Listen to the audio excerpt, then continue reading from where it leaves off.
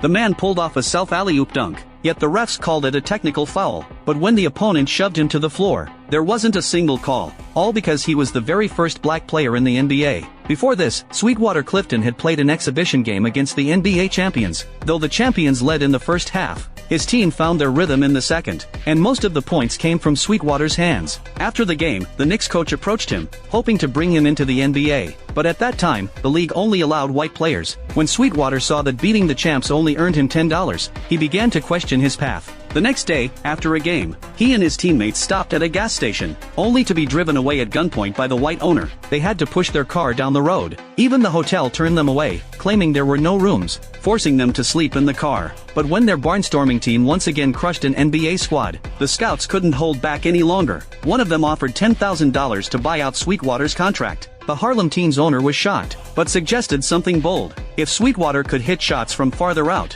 those should count for 3 points. The league agreed to the idea, and began opening the door to black players. Sweetwater finally made it to the NBA, becoming its very first black player. But after the draft, he was ambushed, and even the senior management who decided to bring in black people were not spared. Then came Sweetwater's NBA debut. From the stands, mocking voices rang out. Right at tip-off, as soon as he touched the ball, the ref called him for traveling. When he finished a flashy layup, the ref again said he traveled. When his opponents knocked him to the floor, the refs pretended not to see. Every move he made was nitpicked. After another steal, Sweetwater threw down a bank shot dunk, but it was ruled a technical foul. The refs had never seen anything like it. The Knicks coach was furious, but had no choice but to bench him. At halftime, Sweetwater refused to accept defeat. Early in the second half, he sank a three-pointer. He changed tactics. No more one-on-one plays, which kept him out of foul trouble. He used his strength to crash the boards, then dished to teammates for easy scores. Through perfect teamwork, the Knicks began to close the gap. Their opponents panicked, shoving Sweetwater to the ground. Tempers flared,